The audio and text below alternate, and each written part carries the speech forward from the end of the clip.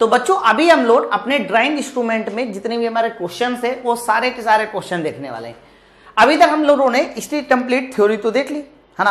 अब बात करते हैं स्टेट क्वेश्चन, यानी इसमें कैसे क्वेश्चन पूछे जाते हैं। बड़े आराम से देखिएगा। सवाल देखिए, पहला क्या है कि ड्राइंग बोर्ड बनाने के लिए हम लोग किस लकड़ी का इस्तेमाल करते हैं। आपको पता है कि ड्राइंग बोर्ड जो है मेनली सॉफ्ट वुड से बनाई जाती है। सॉफ्ट वुड जिसको आप बोलते हैं मुलायम लकड़ी, ओके, सॉफ्ट वुड से बनाई जाती है। अच्छा, बात अगर ड्राइंग बोर्ड की करते हैं कि भाई सॉफ्ट वुड से बनाई जाती है, तो कौन सी वो सॉफ्ट वुड है, तो ध्यान रखना जैतून हो गया, देवदार हो गया, ये वो लकड़ियां होती हैं जिसकी मदद से हम लोग कह सकते हैं कि क्या बनाते हैं, आपका ड्राइंग बोर्ड का निर्माण करते हैं। तो आंसर बताइए किसके साथ जाना चाहिए, ऑप्शन नंबर सी के साथ। बच्चों एक और चीज भी पूछी जाती है कई बार आपके एग्जामों में कि मैसोनाइट का भी क्या ड्राइंग बोर्ड बनता है। बहुत ध्यान से सुनना, मैसोनाइट का क्या ड्राइंग बोर्ड बनता है। तो कहना मैसोनाइट तो सर एक हार्ड वुड होती है। मैसोनाइट ध्यान रखिएगा एक हार्ड वुड होती है। कभी कभी इसका भी ड्राइंग बोर्ड बनता है। बच्चों इसका कौन सा ड्राइंग बोर्ड बनता है जिसमें किसी तरह की पट्टियां नहीं होती है ना। बच्चों जिसमें किसी तरह की कोई पट्टी नहीं होती, ध्यान रखना उसका ड्राइंग बोर्ड किसका बनता है, तो कह देना वो बनता है मैसोनाइट का।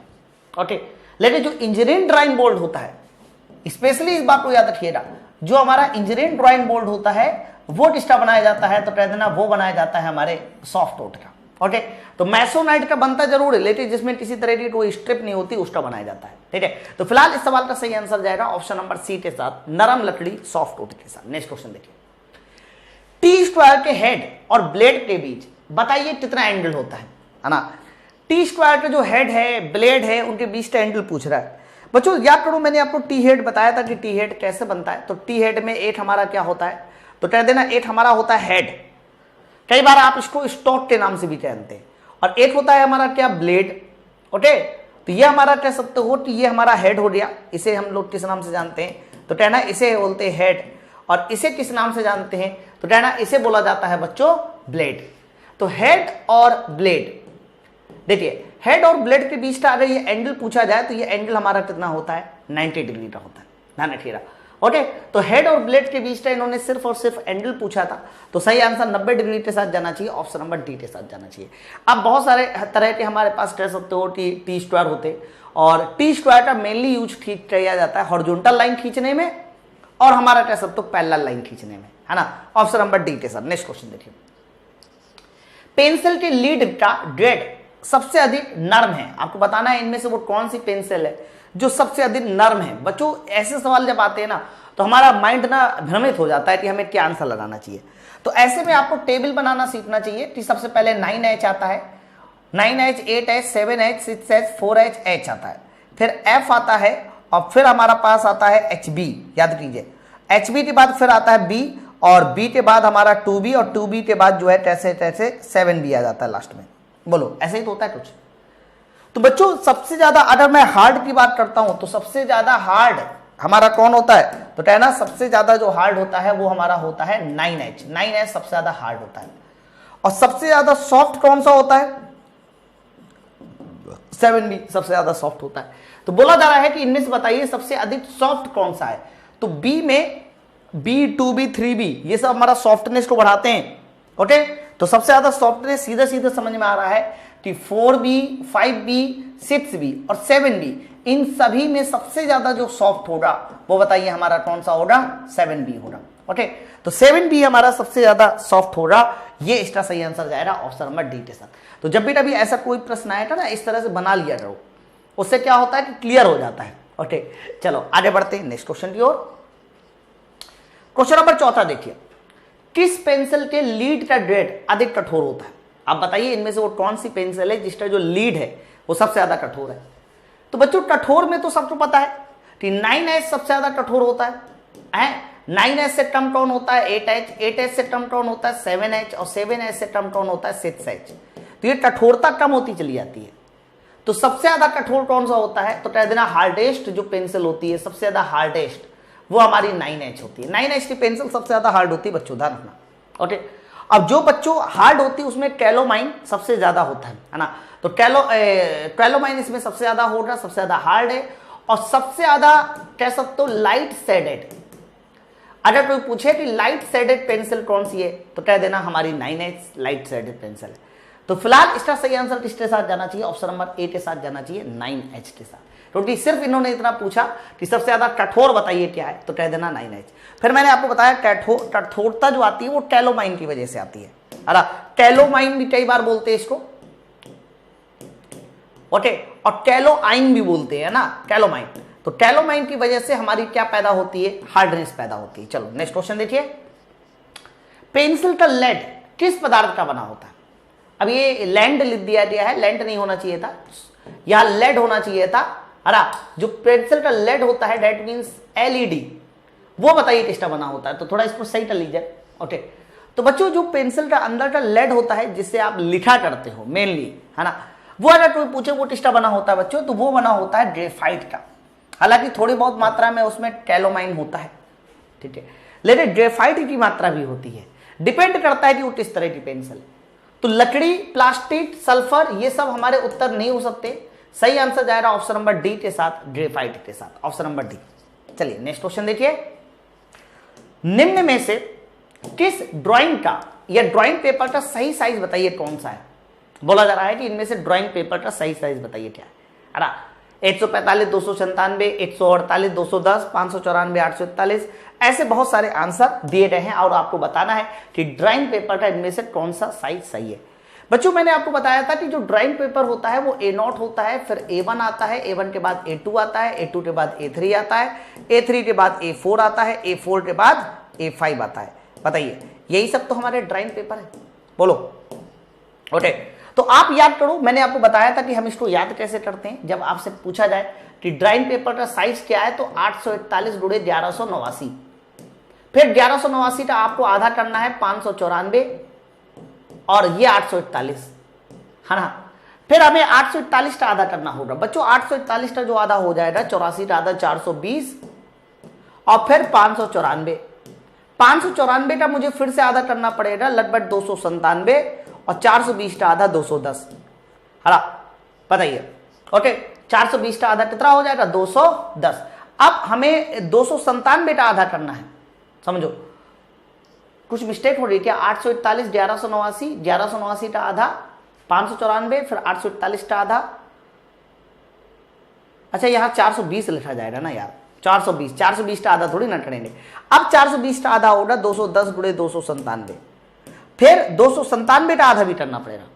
तो 297 का आधा कितना हो जाएगा, तो 2 एकम 2, 4, 2 चौको 8, 1 17, 2 8 16, 148 गुणे 210। ये देखिए, ये साइज हमारे पूरे के पूरे ड्राइंग पेपर का होता है। अब इन्होंने बोला है कि कौन सा ड्राइंग पेपर का सही साइज है, तो 145 तो आता नहीं है, श्योर है। 148 210, ये देखिए 148 210 है, 700 कहीं आया नहीं है, देख लीजिए, और 594 गुणे 841 कहीं नहीं है। अच्छा 594 गुणे 841 भी है।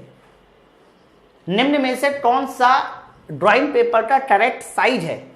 करेक्ट साइज तो मुझे दो आंसर मिल रहे यार, 594 गुणे 141 भी आंसर आ गया और 148 गुणे 210 भी आंसर आ गया। ये 297 का आधा कितना हो जाएगा, 148, 2 एकम 2, 2 चौको 8, 2 8 16। बच्चों इससे दो आंसर सही हो रहा है। अब ऑप्शन बनाने वाले ने ढंग से ऑप्शन नहीं बनाए। अब क्वेश्चन भी यही है, which of the following is the correct size of drawing paper. Drawing paper का करेक्ट साइज बताइए। या तो ये कंफर्म कर देता कि किस पेपर का साइज पूछा जा रहा है ना। अगर ये क्वेश्चन में पूछता कि हाँ भाई आप मुझे A1 का साइज बताइए, तो A1 का साइज हम लोग बताते इतना। या फिर कंफर्म कर देता कि A4 का साइज बताइए, तो A4 का साइज बताते इतना। तो बच्चों मुझे लगता है कि बीच में ना कुछ डेटा छूटा हुआ है, इन्हें ना A4 वगैरह का साइज पूछा गया होगा या दिया गया होगा, ठीक है। तो आप चाहो तो इस क्वेश्चन को सही कर लीजिए, correct size of A4 drawing paper, बीच में यहां A4 कर लीजिए, है ना। तो निम्न में से A4 ड्राइंग पेपर का साइज क्या है, ऐसा कर लो। तो A4 ड्राइंग पेपर का जो सही साइज हो जाएगा बच्चों 210 गुणे 297, यानी कह सकते हो 148 गुणे 200, नहीं A4 का नहीं है, 148 गुणे 210 A5 का है। तो बच्चों यहां A5 कर लो, यहां पर क्या कर लीजिए, A5 कर लीजिए, A5 कर लीजिए, A5। तो A5 का साइज 148 गुणे 210, ये सवाल का सही आंसर हो जाएगा, ठीक है ना। तो मेरे भाई कहने का मतलब ये कि कुछ मिस्टेक है यहाँ पर। और वैसे साइज मैंने याद कर ही दिया है आप लोगों को, साइज याद करने में इतनी ज्यादा तकलीफ नहीं है, तो कोई भी साइज होगा हम वैसे ही बता देंगे। क्वेश्चन नंबर 6वां, नेक्स्ट क्वेश्चन देखिए। ड्राइंग में पेंसिल कटर का इस्तेमाल किया जाता है। आपको बताया जा रहा है, पूछा जा रहा है कि ड्राइंग में जब हम लोग कटर का इस्तेमाल करते हैं, शार्पनर का इस्तेमाल करते हैं, वो किस लिए करते हैं? लाइन खींचने में, कोण बनाने में, है पेंसिल को नुकीला बनाने में, या लाइन मेजरमेंट में, रेखा का मापन में। ओके, तो बच्चों जो हमारा शार्पनर होता है उसका मेन इस्तेमाल क्या होता है? पेंसिल को नुकीला बनाने में, पेंसिल को नुकीला बनाने में। तो सही आंसर बताइए किसके साथ जाना चाहिए? ऑप्शन नंबर सी के साथ, है ना। शार्पनिंग ऑफ द पेंसिल, यानी पेंसिल को नुकीला बनाने में, cutter. Okay, option number C के साथ। नेक्स्ट क्वेश्चन देखिए। मिनी ड्राफ्टर का उपयोग निम्न में से इनमें से किस रूप में नहीं किया जाता?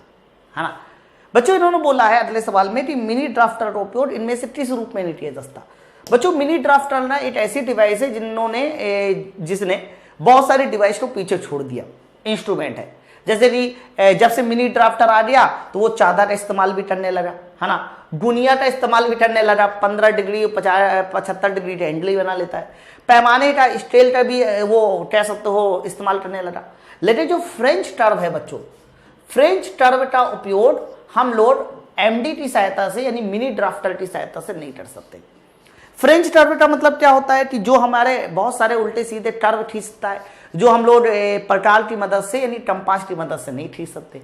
तो जो हम लोग कंपास की मदद से नहीं कर सकते, वो सारा का सारा काम हमारा कौन करता है? फ्रेंच टर्व करता है। ओके, तो फ्रेंच टर्व कह सकते हो कि एक ऐसी टर्व खींचने काम में आता है, और ये मिनी ड्राफ्टर ही कर सकता है इस काम को, श्योर एकदम। बाकी सारे के सारे काम मिनी ड्राफ्टर कर सकता है। सवाल देखिए 9वां क्या बच्चों? 9वां सवाल है कि टी स्क्वायर का नाम निम्न में से किसके अनुसार रखा गया? टी स्क्वायर का नाम, या फिर यूं कहिए कि मार्केट में जब आप टी स्क्वायर लेने जाते हो तो क्या बताते लेते हो, है ना। तो मैंने आपको कहा था कि हमारे पास जो लेंथ ऑफ ब्लेड होती है, length of blade, length of stock नहीं, विड्थ ऑफ ब्लेड नहीं, बिल्कुल नहीं, विड्थ ऑफ स्टॉक नहीं, लेंथ ऑफ जो ब्लेड होती है, इसके आधार पे ही हम लोग मार्केट में टी स्क्वायर लेने जाते हैं, है ना। इसी के आधार पे मैंने आपको कहा था कि आप याद कर सकते हो। सबसे पहले 1500 याद कीजिए, फिर 1000 याद कीजिए, 1000 के बाद 700 याद कीजिए, और 700 के बाद 500 याद कीजिए। तो सबसे पहला जो हमारा टी स्क्वायर है, तो टी स्क्वायर होता है टी नॉट प्रकार का। टी नॉट प्रकार में जो लेंथ ऑफ ब्लेड आती है वो 1500 mm आ जाती है। फिर आ जाता है T1 टाइप, T1 टाइप में लेंथ ऑफ ब्लेड 1000 mm आती है। फिर आता है तुम्हारा T2 टाइप, T2 टाइप में लेंथ ऑफ ब्लेड 700 mm आ जाती है, समझ रहे हैं। तो T3 टाइप में जो लेंथ ऑफ ब्लेड होती है बच्चों, वो 500 mm आ जाती है, 500 mm। ओके, तो T1 हो गया, T0 हो गया, T1 हो गया, T2 हो गया, T3 हो गया। इन सभी को हम लोग ब्लेड की लेंथ से शो करते हैं, यानी लेंथ ऑफ ब्लेड से। ओके, तो ध्यान रखना, हम लोग टी स्क्वायर का जो नॉमेनक्लेचर है वो लेंथ ऑफ ब्लेड से ही करते हैं। ऑप्शन नंबर ए के साथ जाना चाहिए। चलो अगला सवाल देखिए, नेक्स्ट क्वेश्चन बताइए। ड्राइंग बोर्ड में बैटन का काम क्या होता है? अगर मैं पूछूं ड्राइंग बोर्ड में बताइए बैटन का मेन काम क्या है ना, पट्टियों को कसना, विकृत होने से रोकना, पट्टियों को सहारा देना, ऐसी बहुत सारे ऑप्शन लिखे हुए, है ना। मैं बताता हूं, देखो जब भी कभी बैटन की बात की जाती है तो बैटन होता क्या है, जैसे कि मान लीजिए ड्राइंग बोर्ड बनाते समय ये इतनी सारी पट्टियां हैं। ड्राइंग बोर्ड बनाते समय मेरे पास ये 4 तरह की पट्टियां हैं। ओके बच्चों, ये 4 तरह की पट्टियां हैं, और इन चारों पट्टियों को आपस में जोड़ने का जो काम करता है वो कौन करता है? तो कह देना इन चारों पट्टियों को आपस में जोड़ने का काम ही करता है बच्चों बैटन। तो बैटन इन चारों पट्टियों को आपस में जोड़े रखने का काम करता है, ठीक है। या फिर आप कह सकते हो कि सपोर्ट द स्ट्रिप्स, पट्टियों को सहारा देता है। तो पट्टियों को सहारा देने का काम, पट्टियों को सपोर्ट करने का काम ही हमारा बैटन का होता है। तो ऑप्शन नंबर किसके साथ जाना चाहिए? सी वाले उत्तर के साथ जाना चाहिए। थोड़ा इसको सही कर लेना, सपोर्ट द बैंडेज नहीं होना चाहिए था, यहां पर होना चाहिए था सपोर्ट द स्ट्रिप्स, पट्टियों को सहारा देने का, है ना। पट्टियों को कसता नहीं है, ध्यान रखना, सहारा देने का काम करता है हमारा बैटन। ओके चलो आगे देखते, नेक्स्ट। ड्राइंग बोर्ड बना होता है, ड्राइंग बोर्ड किसका बना होता है?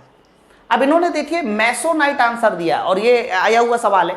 मैं आपको पहले बता दूं, मैंने पहले भी कहा था कि जब हम लोग इस तरह का ड्राइंग बोर्ड बनाते हैं जो पट्टियों से बना होता है बच्चों, तो ये ड्राइंग बोर्ड बनता है हमारा सॉफ्ट वुड का,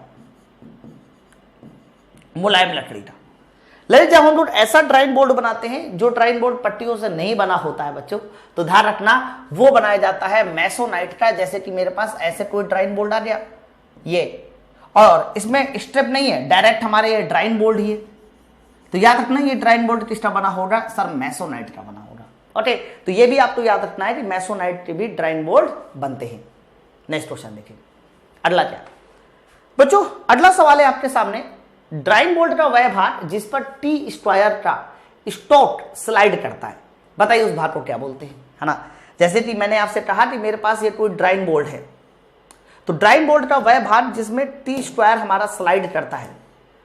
ओके, तो टी स्क्वायर स्लाइड करने के लिए हम लोग क्या करते हैं कि यहां पर इबोनी लगाते हैं, एक किनारे पर क्या लगाते हैं, इबोनी। तो एक किनारे पर हमने इबोनी लगा दिया, और याद रखना ये जो इबोनी होता है वही तुम्हारे कह सकते हो कि टी स्क्वायर को स्लाइड करने का काम करता है। ऑप्शन नंबर सी के साथ जाना चाहिए, इबोनी, है ना। तो इबोनी जो होता है वो टी स्क्वायर को स्लाइड करने का काम कर, इसमें टी स्क्वायर फिट कर दो और हम लोग ऊपर नीचे स्लाइड करा सकते हैं। ऑप्शन नंबर सी के साथ। नेक्स्ट क्वेश्चन देखिए, बोला जा रहा है कि फाइन ड्राइंग किस ग्रेड की पेंसिल से बनाई जाती है, फाइन ड्राइंग, है ना।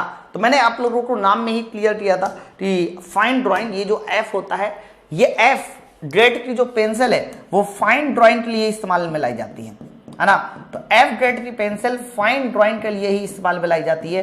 तो इसका जो सही आंसर जाना चाहिए वो ऑप्शन नंबर सी के साथ जाना चाहिए, ऑप्शन नंबर सी एफ, है ना। बच्चों ये सब याद कर लो, सबसे पहले 9H होता है, फिर 8H होता है, ऐसे करते करते एफ, फिर HB, फिर B, है ना, फिर आगे चल के B, 7B तक। लेकिन सबसे ज्यादा अगर फाइन ड्राइंग की बात करते हैं तो हम लोग एफ कलर की पेंसिल यूज करते हैं, एफ ग्रेड की पेंसिल यूज करते हैं। बाकी 8H, 3H, 5B कंपेरिजन में हमेशा पूछा जाएगा, इस बात को याद रखिएगा। नेक्स्ट क्वेश्चन देखिए, बोला जा रहा है कि इनमें से वो कौन सी लाइन है या कौन सी ग्रेड है जिसका उपयोग सेंटर लाइन खींचने में करते हैं। अब मुझे बताओ इनमें से कौन सी पेंसिल का उपयोग सेंटर लाइन खींचने में करते हैं।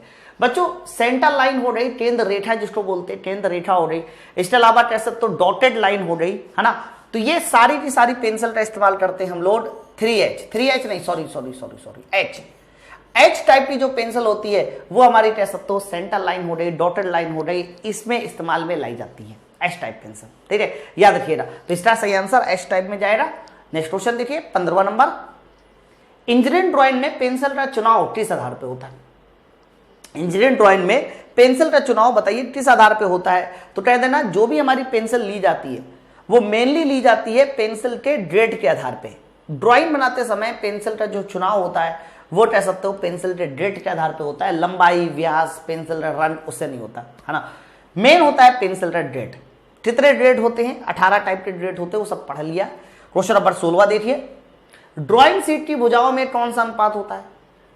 बच्चों इन्होंने बोला है ड्राइंग शीट की भुजाओं में कितना अनुपात होता है, तो मैंने बताया था, कंफ्यूजन में मत जाइए कि कई बार आपको आंसर जो है 1:√2 भी देखने में मिलेगा या फिर √2:1 भी देखने में मिलेगा, है ना। तो सही आंसर ऑप्शन नंबर किसका साइज जाएगा, डी वाले उत्तर के साथ। ओके, देखो कहीं पर भी तो ऐसा लिखा ही नहीं कि लंबाई है कि चौड़ाई है, तो डायरेक्ट इसका आंसर जाएगा 1:√2। और कभी कंफ्यूजन पैदा ही नहीं करता, और पैदा हो जाए तो आपको लंबाई को ज्यादा बताना है, चौड़ाई को कम बताना, बस इतना याद रखिए। चलिए नेक्स्ट क्वेश्चन देखिए, ये लीजिए। कई बार बच्चों ऐसे सवाल भी आपके सामने आते हैं, जैसे कि आप ये वाला सवाल देखिए, क्या बोला जा रहा है। बोला जा रहा है 17वां नंबर कि हमारे पास 45 और 60 30 के सेट स्क्वायर है, ऐसे रखा गया है, अल्फा का मान बताइए। कई बार ऐसे डायग्राम भी आपके सामने मिलेंगे कि मुझे अल्फा का मान बताना होगा। तो चित्र में देखिए मेरे पास दो तरह के सेट स्क्वायर है, एक ये ऊपर वाला सेट स्क्वायर जिसको मैंने नंबर 1 कह दिया, और ये नीचे वाला सेट स्क्वायर जिसको मैंने नंबर 2 कह दिया, समझ रहे ना। Number 1 set square, number 2 set square. बच्चों नंबर 1 सेट स्क्वायर में देखिए ये दोनों एंगल 45 के हैं, और नंबर 2 में ये 90, ये 30 और ये 60। ओके, तो ये एंगल पूछ रहा है कि बताइए ये एंगल क्या है, सेट स्क्वायर का। तो आप मुझे गौर से देखिए, तो ये एंगल हमारा 30 डिग्री का है और ये एंगल 45 का है। ओके, तो 30 और 45 की अगर बात करते हैं, ये 30 और ये 45, तो ये पूरा एंगल कितना हो जाएगा, तो कह देना ये पूरा एंगल हो जाएगा सर 75 डिग्री का, है ना। अच्छा 75 डिग्री का, और 75 डिग्री हो गया, तो बताइए ये कितना हो जाएगा। तो 180 में से 75 घटा दीजिए, तो ये एंगल हो जाएगा 105 डिग्री का, 180 में से 75 घटा दीजिए तो ये एंगल हो जाएगा 105 डिग्री का। ऑप्शन नंबर ए के साथ जाना चाहिए, 105 डिग्री के साथ। ठीक है ना, तो ये सवाल का एकदम सटीक आंसर हो जाएगा। और ध्यान रखना ड्राइंग से रिलेटेड ऐसे सवाल भी कई बार आते हैं। क्वेश्चन नंबर 18 देखिए क्या बोला जा रहा है बच्चों। क्वेश्चन नंबर 18 में है कि जो हमारा मास्टर सर्कल होता है उसमें बोला जा रहा है कि बताइए कितने डिग्री का एंगल हम लोग मेजर कर सकते हैं। मास्टर सर्कल में बताइए कितने डिग्री का एंगल मेजर किया जा सकता है। तो जब बच्चों मास्टर सर्कल की बात आती है कि बताइए मास्टर सर्कल में कितने डिग्री का एंगल मेजर किया जाएगा। 1 सेकेंड। ओके, तो मास्टर सर्कल क्या होता है, तो मैंने आपको बताया था कि मास्टर सर्कल में इस तरह से हमारा एक सर्कल होगा और इसमें ना पूरा का पूरा 360 डिग्री के एंगल को मेजर कर सकते हैं। ऐसे बना होता है ना, पूरे सर्कमफ्रेंस में बना होता है। ओके, तो पूरा का पूरा 360 डिग्री का एंगल हम लोग मास्टर सर्कल से मेजर कर सकते हैं। अगर ये चांदा होता तो 0 से 180 होता, तो इसका सही आंसर जाएगा 0 से 360 डिग्री तक। तो 0 से 360 डिग्री का पूरा एंगल मास्टर सर्कल द्वारा मेजर किया जा सकता है। अगला सवाल देखिए, ये देखिए बोला जा रहा है फिर से 19वां नंबर क्वेश्चन वही कि एक ड्राइंग शीट के आकारों की श्रृंखला क्रमिक संयोजन और दोहरी टर्न से प्राप्त की जाती है ना। इसकी लंबाई व चौड़ाई का अनुपात बताइए। अब इस बार जो भले ही इन्होंने लंबाई और चौड़ाई का अनुपात बोला, लेकिन पूरे ऑप्शन को देख लीजिए, कहीं पर भी कंफ्यूजन नहीं क्रिएट की रही है कि √2:1 या 1:√2। तो सवाल का सही आंसर हम लोग जो लगा देंगे वो लगा देंगे सीधा सीधा 1:√2। हरा बच्चों 1:√2 का मतलब ये हुआ कि आप अपने ड्राइंग पेपर को सर ऐसा कुछ रखें। ओके, यानी इसे 1 कह रहे हैं, इसे √2 कह रहे हैं ना। तो डिपेंड करता है कि आप अपने ड्राइंग पेपर को कैसा रख रहे हैं, उसके अनुसार हम इसके आंसर को बता सकते हैं। चलिए अगला सवाल देखिए 20वां नंबर। ड्राइंग शीट के नीचे दिए गए दाईं तरफ क्या बनाया जाता है। अरे वाह, बहुत अच्छा सवाल बच्चों। जब भी कभी आप ड्राइंग बनाते हो, कभी भी आप ड्राइंग बनाइए तो ड्राइंग बार में राइट साइड में नीचे क्या बनाते हो। जैसे कि मान लीजिए मेरे पास ड्राइंग शीट हो रही, तो जब भी कभी आप लोग ड्राइंग शीट बनाते हो ना, तो ड्राइंग शीट में राइट साइड में यहां पर नीचे क्या बनाते हो, है ना। तो कह देना यहां पर हम लोग बनाते हैं टाइटल बॉक्स। टाइटल बॉक्स में क्या होता है कि जिसमें हम लोग ड्राइंग का टाइप हो गया है, ड्राइंग बनाने वाले का नाम हो गया, ड्राइंग से रिलेटेड जितनी भी डिटेल्स होती है ना वो सब भरते हैं, है ना। तो बताइए इसे किस नाम से जाना जाता है। सर इसे बोलते हैं टाइटल बॉक्स के नाम से। अब ये टाइटल बॉक्स में आगे चल के बताऊंगा कि टाइटल बॉक्स कैसे बनाया जाता है। जब लाइन्स वाइन्स पढ़ेंगे तो याद रखिएगा, इसको बोलते हैं टाइटल बॉक्स के नाम से। ओके, चलो आगे बढ़ते हैं। राइट साइड में नीचे साइड होता है। 21 नंबर देखिए क्या बच्चों। 21 नंबर है कि आप ये बताओ IS 1360/1986 के अनुसार T² में T3 ब्लेड की लंबाई कितनी होनी चाहिए। बच्चों इन्होंने बोला T3 ब्लेड, तो आप मुझे बताइए T1 ब्लेड T0 ब्लेड की लंबाई कितनी मैंने बताई थी 1500। ओके, फिर आया था T1 कितना था 1000, फिर आया था T2 कितना था 700, और इसके बाद बताइए हमारा आ गया था T3, और T3 ब्लेड की लंबाई पूछी गई थी तो आपको कितना बताना है सर 500 mm बताना है। तो T3 ब्लेड की लंबाई कितनी है सर 500 mm के साथ जाएगा, ऑप्शन नंबर डी के साथ जाना चाहिए। ध्यान रखिएगा, बाकी तो आपको पता ही है सारी लंबाई। नेक्स्ट क्वेश्चन देखिए क्या बोला जा रहा है। A0 और A1 साइज ड्राइंग शीट के बॉर्डर की चौड़ाई कितनी है। ये तो मैंने बताया था, थ्योरी में ही बताया गया क्वेश्चन है कि हम लोग जब भी कभी किसी भी ड्राइंग पेपर में ड्राइंग बनाते हैं, जैसे कि मान लीजिए मैंने कहा मेरे पास ये कोई ड्राइंग पेपर है, ड्राइंग शीट है, इसमें मुझे ड्राइंग बनानी है। तो ड्राइंग बनाते समय हम लोग क्या करते हैं कि साइड से कुछ गैप छोड़ देते हैं। साइड से कुछ क्या कर देते हैं, तो कह देना साइड से कुछ गैप छोड़ देते हैं। ये देखिए, तो साइड से जो गैप छोड़ा जाता है बच्चों, इसी गैप के बारे में इन्होंने पूछा है कि ये जो बॉर्डर आपने बनाया, इस बॉर्डर की बताइए चौड़ाई कितनी है। तो मैंने आपको बताया था कि जब भी कभी आपके पास A0 और A1 का ड्राइंग पेपर होगा तो इसमें बॉर्डर की जो चौड़ाई रखी जाती है वो 20 mm रखी जाती है। अब बाकी अगर A2 की बात करें, बाकी A3 की बात करें, A4 की बात करें या फिर A5 की बात करें, तो बच्चों इनमें जो बॉर्डर की चौड़ाई होती है वो 10 mm रखी जाती है। कितने mm 10 mm। ओके, तो इसको याद कर लीजिए। तो A0 और A1 की बात की रही है तो आपको आंसर जाएगा 20 mm के साथ हमें बॉर्डर की चौड़ाई 20 mm रखनी होगी। चलो आगे बढ़ते हैं। नेक्स्ट क्वेश्चन 23 नंबर देखिए क्या बच्चों। 23 नंबर सवाल ये है कि ड्राइंग बोर्ड के चिन्हित एक्स का नाम बताइए। ये एक्स क्या है। ओके, आप थोड़ा गौर से देखिए तो ये जो एक्स है ना, ये एक्स क्या है, ये पट्टियों को जोड़े रखे है, सपोर्ट कर रहा है, तो इसका नाम क्या हो जाएगा, तो कह देना इसका नाम हो जाएगा बच्चों बैटन। क्या नाम हो जाएगा सर, इसका नाम हो जाएगा बैटन। ठीक है, तो सही आंसर बताइए, तो इसका साथ जाना चाहिए, बैटन के साथ। स्ट्रिप नहीं बोल सकते, स्ट्रिप तो अलग चीज है, इबोनी अलग चीज है, टी स्क्वायर तो है ही नहीं यहाँ पर, है ना। तो बैटन इस बोलते हैं इसको। आगे बढ़ते हैं नेक्स्ट क्वेश्चन 24 नंबर। निम्न में से कौन सा समूह सेट स्क्वायर में नहीं है, आप बताओ इनमें से कौन सा समूह सेट स्क्वायर में नहीं है। तो बच्चों 45 और 45 90 ये तो सेट स्क्वायर का समूह है, 30 60 90 ये भी है, लेकिन 15 76 90 ये तुम्हारे सेट स्क्वायर का समूह होता ही नहीं। दो तरह के सेट स्क्वायर होते हैं ना, पहले तरह का बच्चों सेट स्क्वायर होता ही नहीं है। तो 45 45 90 30 60 90 ये हमारे सेट स्क्वायर है। चलो नेक्स्ट क्वेश्चन देखिए, चित्र में 25वां नंबर है। चित्र में बोला जा रहा है कि बताइए टी स्क्वायर पे चिन्हित पी क्या है।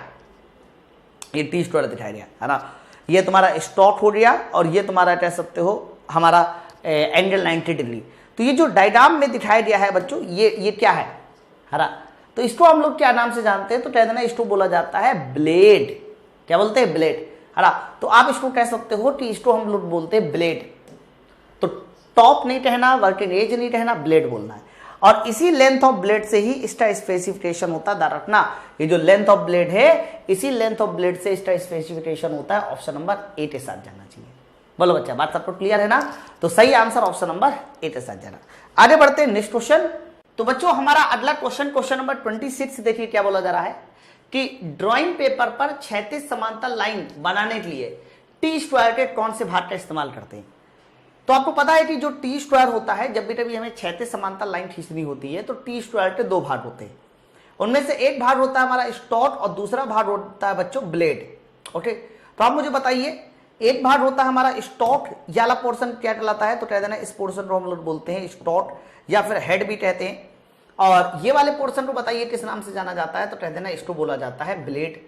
ओके, तो आप मुझे बताइए अगर क्षैतिज समांतर रेखा खींचनी है तो किसका इस्तेमाल करेंगे, तो कह देना हम लोग मेन इस्तेमाल करते हैं ब्लेड का, ऑप्शन नंबर ए के साथ। ओके भाई, इसको ऐसे रखकर ऊपर नीचे करके क्षैतिज समांतर रेखा खींची जाती है, ऑप्शन नंबर ए।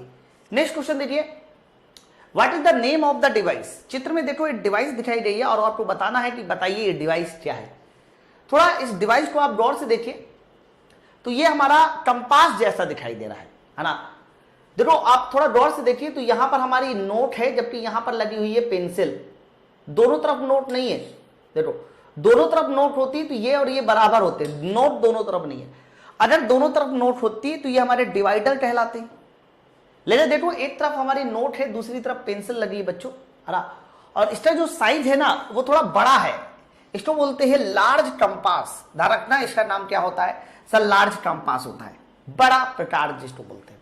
ओके, तो क्योंकि आया हुआ सवाल है इसलिए इसका सही आंसर लार्ज कंपास था। चलो आगे बढ़ते हैं नेक्स्ट क्वेश्चन 28 नंबर देखिए बच्चों। 28 नंबर क्वेश्चन में थोड़ा गौर से देखिए उन्होंने क्या बोला है 28 नंबर क्वेश्चन में कि दो सेट स्क्वायर के तालमेल से कई कोण बनाए जा सकते, नापे जा सकते। Very good. 45 और 60 और 30 डिग्री के सेट स्क्वायर में ए कोण बताइए कौन सा है, मतलब कोण ए पूछा जा रहा है कि बताइए एंगल ए कितना होगा, है ना। थोड़ा आपको देखो पहचानना पड़ेगा यहां पर कि कौन सा सेट स्क्वायर कौन सा है। ओके, तभी आप ये एंगल बता पाओगे। तो अगर मैं आपसे पूछूं नंबर 1 और ये नंबर 2, आप मुझे बताइए नंबर 1 कौन सा सेट स्क्वायर है, नंबर 2 कौन सा है। तो कहना मेरे दोस्त नंबर 1 सेट स्क्वायर की बात करते हैं तो ये तुम्हारा 45 और 45 का है। क्यों, क्योंकि मुझे ये वाली जो डायमेंशन है, ये वाली डायमेंशन और ये वाली डायमेंशन लगभग बराबर नजर आ रही है। जबकि इसमें देखिए 90 के सामने का भुजा कर्ण और ये डायमेंशन बराबर नहीं है। इसका मतलब ये वाला जो हमारा आपका सेट स्क्वायर दिखाई दिया है ये 30 और 60 डिग्री वाला है। बट आपको पहचानना पड़ेगा कि कौन सा एंगल कौन सा है। देखो 45 और 45 की बात करते हैं मेरे दोस्त, तो ये एंगल बताइए कितने का है, तो कह देना ये एंगल है सर 45 डिग्री का, क्योंकि 45 का। अब इधर आइए, तो आप ये बताओ ये डायमेंशन देखो कितनी ज्यादा बड़ी है।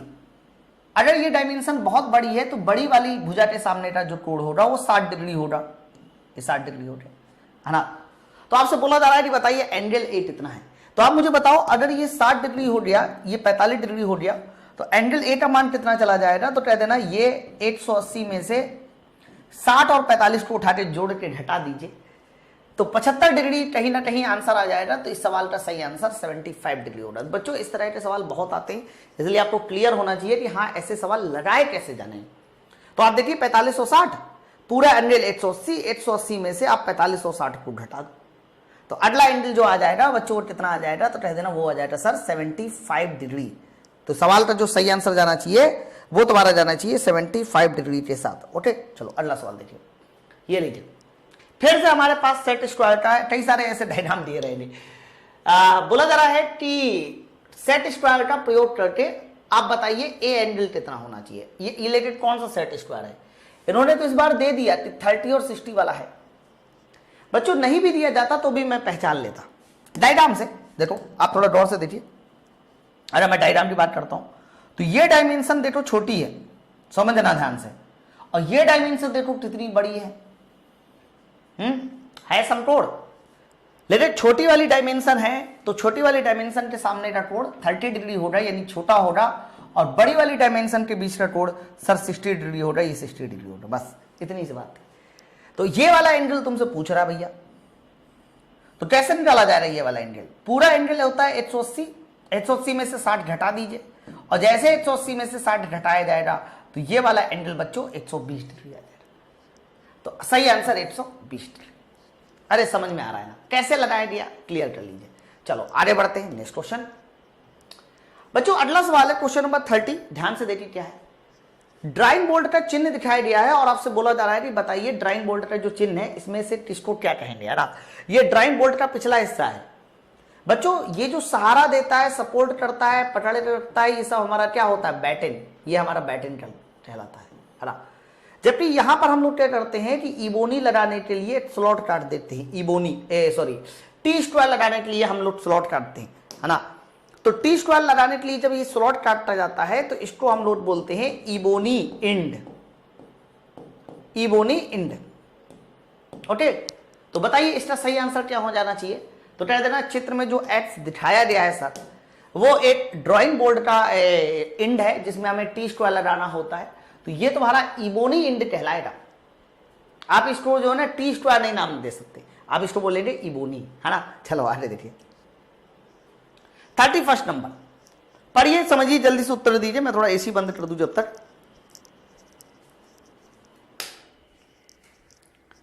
चलो बच्चा आंसर दीजिए जल्दी से। क्वेश्चन नंबर 31 का क्या आंसर होना चाहिए। ड्राइंग पेंसिल का क्रॉस सेक्शन बताइए कैसा होता है ना। तो मैंने आपको बताया है कि जितनी भी हमारी ड्राइंग पेंसिल होती है उसका जो क्रॉस सेक्शन होता है वो कैसा होता है। तो ड्राइंग पेंसिल का क्रॉस सेक्शन ऐसे हेक्सागोनल होता है। कैसा होता है बच्चों, हेक्सागोनल। अच्छा बहुत सारी ऐसी पेंसिल होती है जिसका जो क्रॉस सेक्शन होता है वो सर्कुलर भी होता है, लेकिन ड्राइंग पेंसिल का स्पेशली अगर क्रॉस सेक्शन पूछा जाए तो आपको हेक्सागोनल बताना है। ऑप्शन नंबर डी, जितनी भी हमारी ड्राइंग पेंसिल है सबका क्रॉस सेक्शन हेक्सागोनल होता है। Option number D. Next question देखिए, पेंसिल की कठोरता के घटते क्रम का सही आंसर दीजिए। आप मुझे बताइए पेंसिल की कठोरता का घटता क्रम क्या है। तो कहना अगर कठोरता का घटता क्रम देखना है यानी पेंसिल की ग्रेड देखनी है तो सबसे ज्यादा कठोर कौन सी पेंसिल होती है।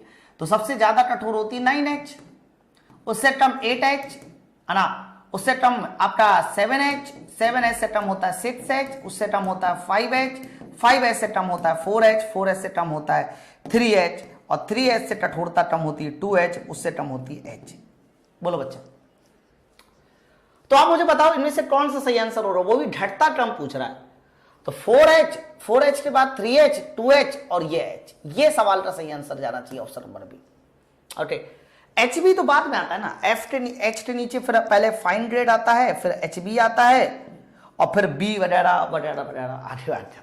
ठीक है, तो सही आंसर किसके साथ जाना चाहिए, ऑप्शन नंबर बी के साथ जाना चाहिए। नेक्स्ट क्वेश्चन देखिए, अगले सवाल की ओर देखिए। अगला सवाल क्या है, एक आरेखण के द्वारा BIS द्वारा आपको A3 का माप बतानी है कि जो हमारा ड्राइंग पेपर होता है उसमें A3 की माप क्या है। बच्चों जब भी कभी माप पूछी जाए ना तो आपको रटना नहीं है, मैं पहले बता दूं, अगर आप रटोगे तो कभी नहीं बता पाओगे, है ना। देखो मैंने आपको कहा था कि सबसे पहले A0 की बस माप याद करिए, 841 × 1189 ये माप होती है। फिर मैंने कहा था अगर आपको A1 निकालना है तो 1189 का आधा कर दीजिए तो ये लगभग 594 जाएगा। ओके, और 841 को वैसे ही रखिए, ऐसे तो था। फिर याद करो मुझे 8 निकालना है तो 841 टू मुझे आधा करना पड़ेगा। बच्चों अगर 841 आधा किया तो 42 यानी 420 और 594 उसी तरह से रहेगा।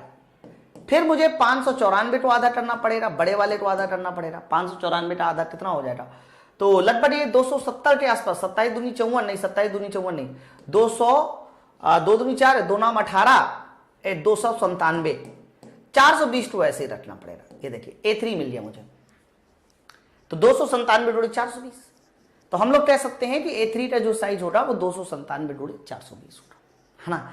तो कंफ्यूजन मत रखें, कोई एकदम इजी क्वेश्चन होते हैं ऑप्शन नंबर बी के साथ। नेक्स्ट क्वेश्चन देखिए बच्चों, इस बार भी इन्होंने फिर से उल्टा सीधा डायग्राम दे दिया। ऐसे सवाल बहुत आते हैं, ध्यान रखना। सेट स्क्वायर का एक डायग्राम दे दिया। बोला जा रहा है कि सेट स्क्वायर की मदद से विभिन्न प्रकार के कोड बनाए जा सकते हैं। आकृति में सेट स्क्वायर द्वारा बनाए गए कोड बताइए, मतलब ये एंगल बताना है कि ये एंगल कितना होना चाहिए। इसको ए कह दिया, ओके। फिर वही बात है, हमें पहचानना पड़ेगा कि कौन सा सेट स्क्वायर हमारा कौन सा है ना। तो थोड़ा गौर से देखिए किसको हम लोग कौन सा सेट स्क्वायर कहने वाले हैं, ये आपको बात समझ में आनी चाहिए। देखो डायमेंशन देखा कीजिए, कंफर्म है यहां पर ये एंगल 90 डिग्री का होगा और यहां पर ये एंगल लगभग 90 डिग्री का है, क्योंकि ऐसे तिरछा रखा है ना। ऐसे देखो ये हॉरिजॉन्टल लाइन नहीं है, ऐसे तिरछी लाइन है ना। तो नीचे वाला अगर सेट स्क्वायर पूछा जाए तो देखो नीचे वाले सेट स्क्वायर में ये भुजा लगभग बराबर है।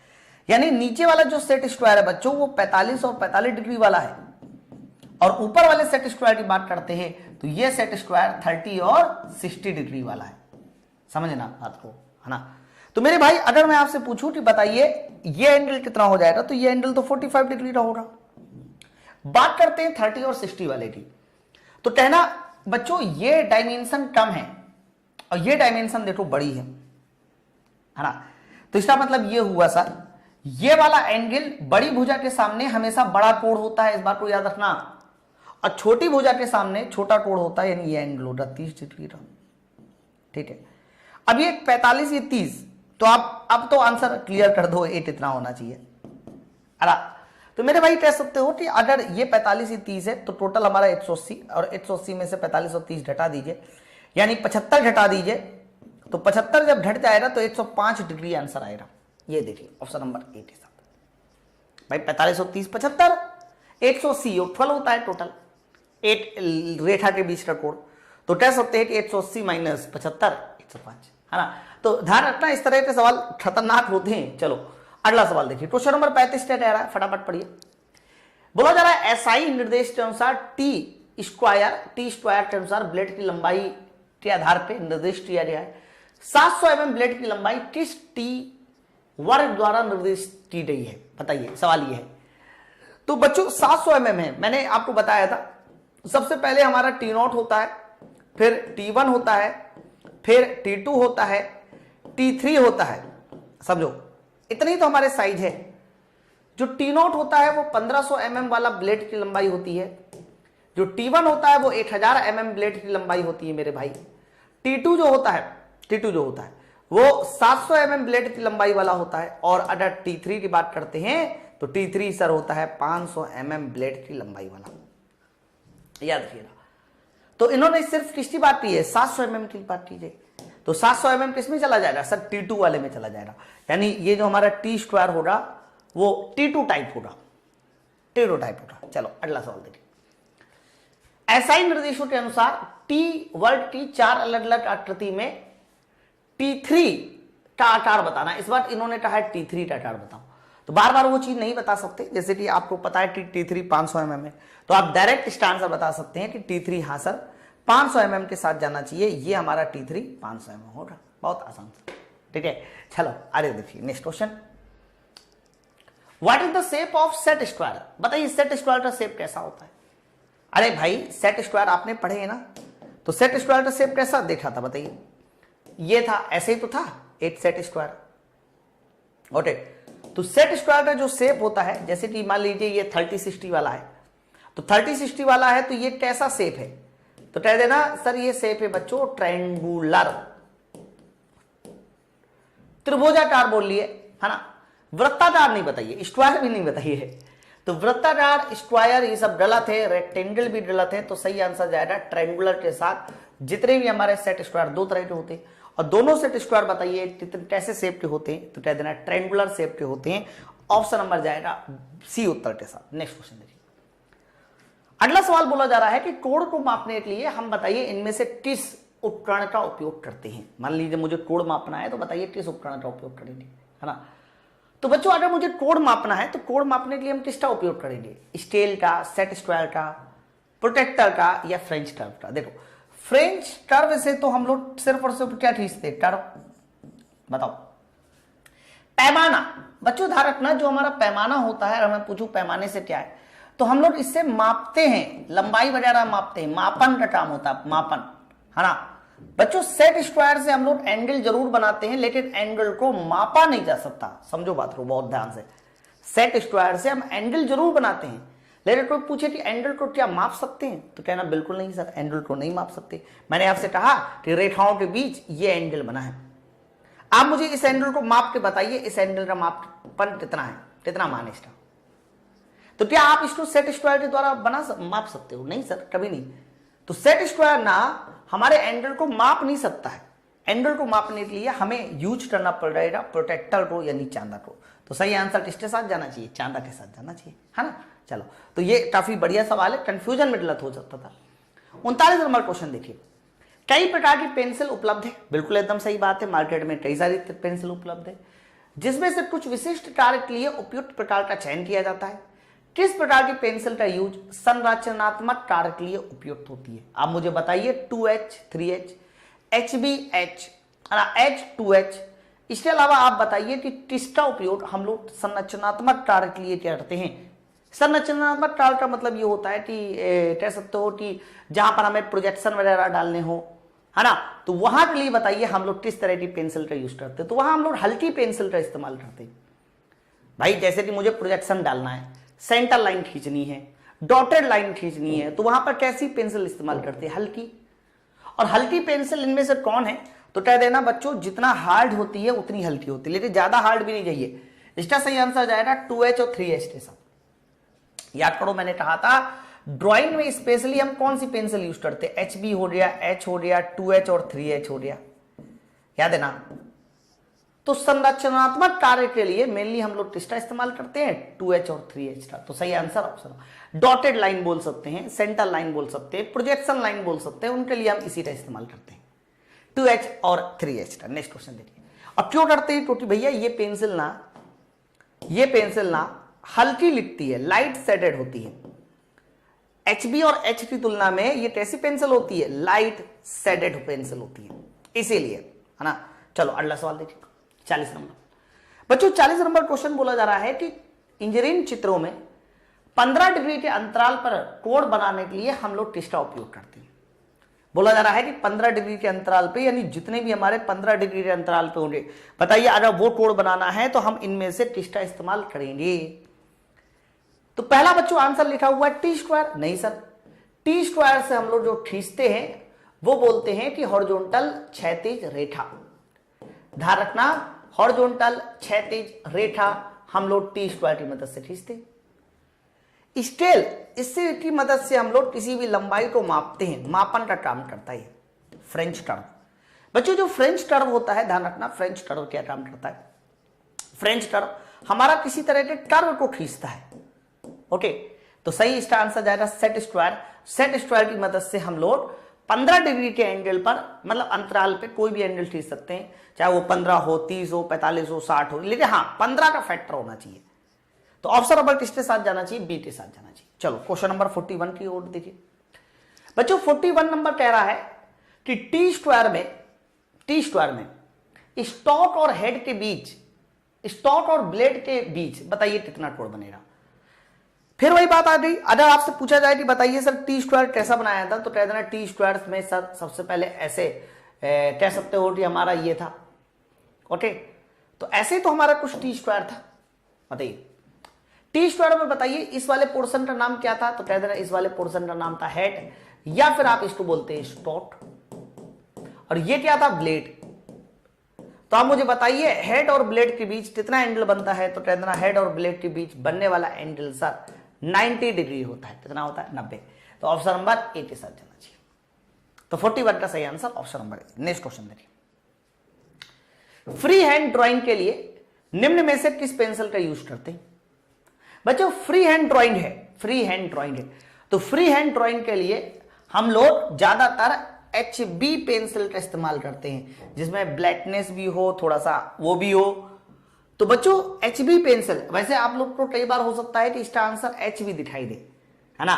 फ्री हैंड के लिए नॉर्मली HB और H का इस्तेमाल करते हैं, लेकिन ज्यादातर आपको जो आंसर सही टिक करना है वो HB टिक करना है, ठीक है, ध्यान रखना। ऑप्शन नंबर डी के साथ। नेक्स्ट क्वेश्चन, ये क्या है भाई? 43 नंबर। बच्चों 43 नंबर एक बढ़िया सी लैंग्वेज लिखी है और मुझे आंसर बताना है इसका क्या आंसर होना चाहिए।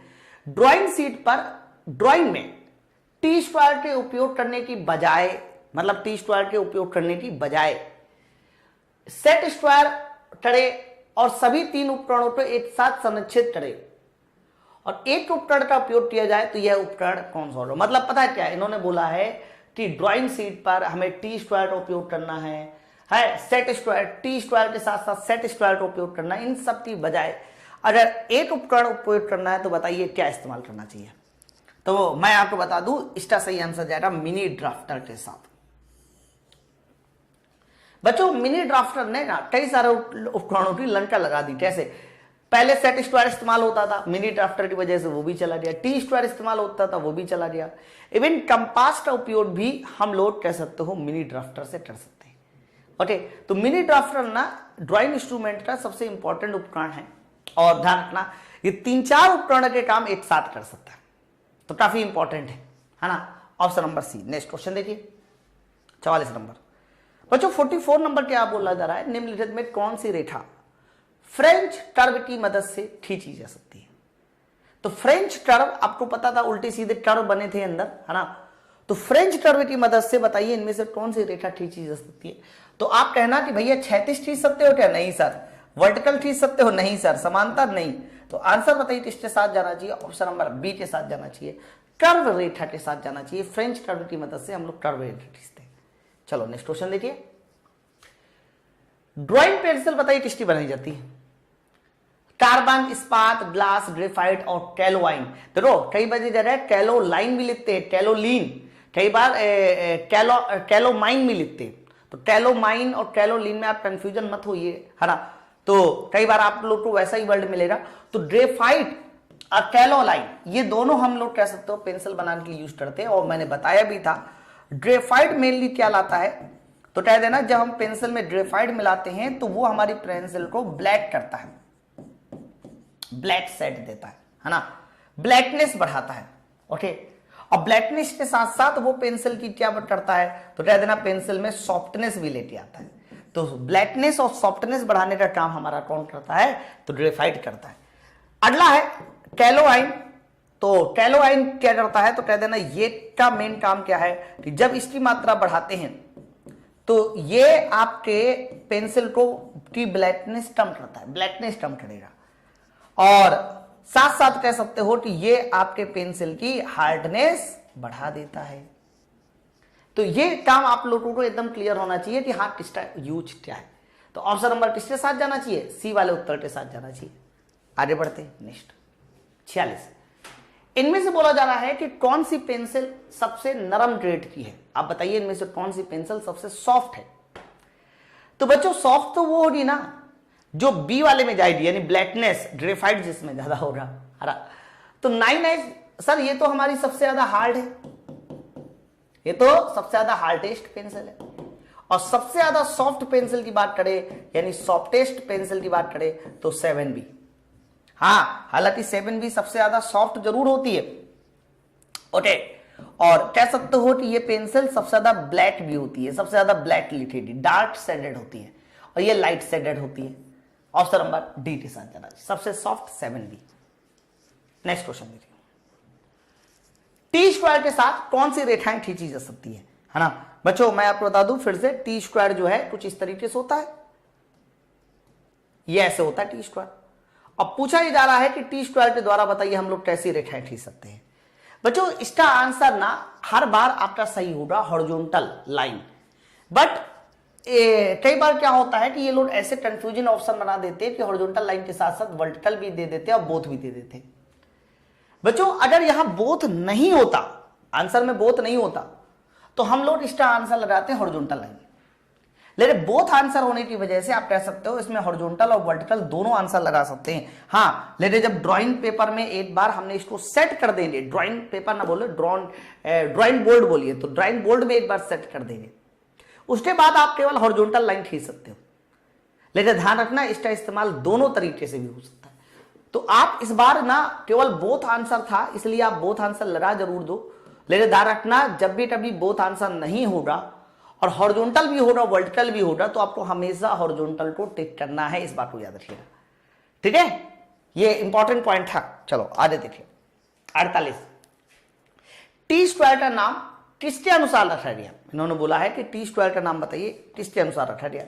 तो बच्चों टी स्क्वायर का जो नाम है या नॉमेनक्लेचर है, नामकरण है, ऐसे ही क्वेश्चन आएगा। वो लेंथ ऑफ ब्लेड, ब्लेड की लंबाई के आधार पर होता है बच्चों, लेंथ ऑफ ब्लेड इसके आधार पर रखा जाता है बच्चों। तो आंसर किसके साथ जाना चाहिए? ए के साथ। बाकी ब्लेड की चौड़ाई, स्टॉक की लंबाई, स्टॉक की चौड़ाई, इससे कोई भी फर्क नहीं पड़ेगा। क्वेश्चन नंबर 49 देखिए क्या है। 49 नंबर ये बोला है कि एक समूह वर्ग के मतलब एक सेट स्क्वायर के लिए कोणों का समूह बताइए कि सेट स्क्वायर में कौन सा कोण होता है ना। तो बच्चों सेट स्क्वायर दो तरह के होते हैं, मैंने बताया। तो सेट स्क्वायर में 15 और 30 नहीं होता सर, 30 और 45 नहीं होता सर, 30 और 45 नहीं होता सर। आंसर जाना चाहिए ऑप्शन नंबर ए के साथ कि भैया दो तरह के सेट स्क्वायर होते हैं, उनमें से एक सेट स्क्वायर होता है 30 और 60 वाला और दूसरा होता है 45 वाला। याद रखिएगा option number A. Next question देखिए, आज का ये लास्ट क्वेश्चन होगा। सवाल देखिए क्या, एक प्रोटेक्टर समान आकार का होता है। अब मुझे बताइए प्रोटेक्टर किस आकार का होगा? ट्रायंगुलर होगा, सेमी सर्कुलर होगा, रेक्टेंगुलर होगा या फिर सिलेंडर? बच्चों अगर सिर्फ प्रोटेक्टर की बात कर रहा है तो ये इस तरीके का होता है, चांदा जिसको बोलते हैं। हाँ, अगर क्वेश्चन मास्टर सर्कल का होता तो मास्टर सर्कल जो है बच्चों वो पूरा सर्कल होता है ना। तो याद रखना अगर सिर्फ बात प्रोटेक्टर की जा रही है, चांदा की बात की जा रही है, तो चांदा होता है तुम्हारा अर्धवृत्ताकार, और अगर बात की जा रही है मास्टर वृत्त की तो मास्टर वृत्त जो है वो पूरा हमारा सर्कल होता है। चांदे में हम लोग कितना एंगल निकाल सकते हैं, बना सकते हैं? तो कह देना 0 से 180 डिग्री। लेकिन मास्टर सर्कल में बताइए कितना बना सकते हैं? तो कह देना बना सकते हैं 0 से पूरा का पूरा 360 डिग्री। ओके, तो सही आंसर बताइए किसके साथ जाना चाहिए? ऑप्शन नंबर बी के साथ जाना चाहिए, सेमी सर्कुलर के साथ जाएगा। बताइए। तो बच्चों आपका ड्राइंग का ये पहला जो चैप्टर था वो फिनिश हो जाता है ना, और मैंने उसको क्वेश्चंस भी सॉल्व करा लिए, ड्राइंग इंस्ट्रूमेंट के जितनी भी थ्योरी थी वो पढ़ा दी। इसके बाद हमारा जो अगला चैप्टर होगा ड्राइंग में वो होगा projection of views. Projection of views में हमें दो प्रोजेक्शन समझने हैं, एक तो पॉइंट प्रोजेक्शन पूरा समझना है और दूसरा समझना है बच्चों आपको लाइन प्रोजेक्शन, पॉइंट और लाइन, यही इंपॉर्टेंट है ना। तो पॉइंट और लाइन प्रोजेक्शन को जब आप समझेंगे तो उसमें भी आपको बहुत अच्छी अच्छी वैरायटी समझ में आएगी कि हाँ किस तरीके का क्या है। तो फिलहाल आपका ये पहला चैप्टर खत्म हो रहा है। कैसा लगा आपको इंजीनियरिंग ड्राइंग का ये पहला टॉपिक? आपको समझ में आया, आपने क्वेश्चन सॉल्व किए है ना, वो कैसे लगे? अभी मैं प्रीवियस ईयर क्वेश्चन जब लाऊंगा ना तो देखिएगा ज्यादातर पेपर में पेपर का जो प्रीवियस ईयर क्वेश्चन पूछ रहे वो size of drawing, size of paper sheet, बस यही है, थोड़ा टाइप्स ऑफ पेंसिल के बारे में, बाकी सबको टोटली सब कुछ पता होता है। ओके, तो आप लोग वीडियो को के बगल में रेटिंग होगी, वहां रेट जरूर कीजिए कि आपको क्लास कैसी लगी। उसके बगल में असाइनमेंट होगा, वहां पर ये सारी की सारी पीडीएफ आपको मिल जाएगी। ठीक है, चलो फिर हम लोग मिलते हैं नेक्स्ट वीडियो में अगले लेक्चर के साथ। Thank you very much.